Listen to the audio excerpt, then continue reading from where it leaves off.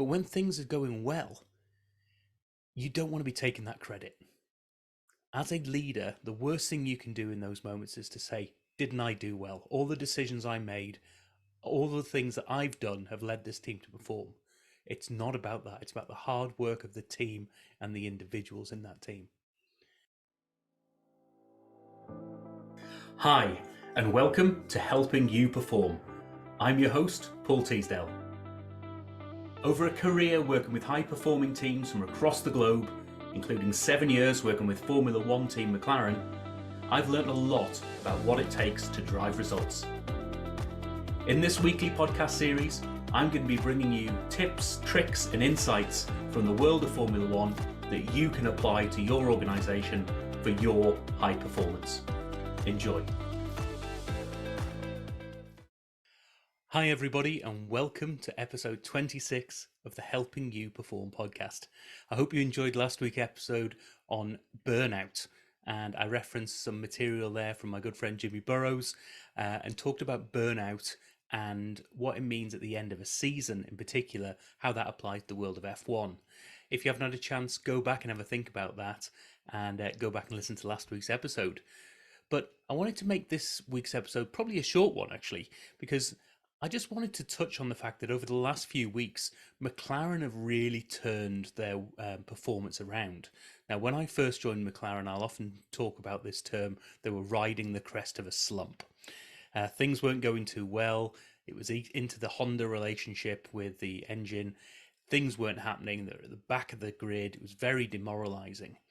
And there was a change of leadership at that point and a change of direction. Lots of different things happened. But what I wanted to talk about this week was the language of leadership and how that has noticeably changed for me in the way that the leadership at McLaren, particularly Zak Brown, has been talking about performance and has been talking about his role, the organization's role, the team's role, when things aren't going so well and when things are going well. And what can we learn about that? So if we went back to those days where things were really not working out, we were looking for ways in which to improve, looking for new sponsors, nothing was really happening. A lot of the language that you hear from Zak Brown and the leadership of McLaren was all about what should we be doing? We talked about the team, what should we be doing and what am I doing there to support? So we'd often bring what the team is looking to do, but he'd often focus on what is it that I'm doing to help make that possible. So lots of we and lots of I. Because what that does is it builds that element of we as a team need to move this forward, and I'm going to be leading the way. I'm going to be putting my front foot forward, and I'm going to be doing what I can in order to lead the way so that this team can follow. Now, what's been interesting to me over the last few weeks is if you listen to the language that's being used at that leadership level, there's a lot more focus on what's been achieved. So we talk about, yes, the team, we talk about the we still, but it's more about the team has done this, the drivers have done this. And that focus from the leadership perspective, and this really important language from leadership perspective, is away from what I've done. It's not about me, it's about the team. It's about the individuals who've put this into play. It's about how the team has come together.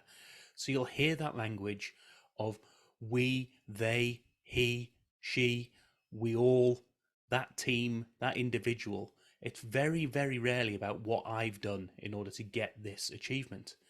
And it was a real interesting reflection for me about, as a leader, when times are tough, your job is to sort of be there as a shield, a little bit of a shield for your team, so that you as a leader can shield your team from the bad things that are happening, from the noise, from the naysayers, and those people who are saying that you're not performing well and the team is doing really badly. You're taking some of that and reflecting it back on yourself and saying, this is what I'm doing, I'm taking responsibility, and we as a team, I'm going to be helping the team.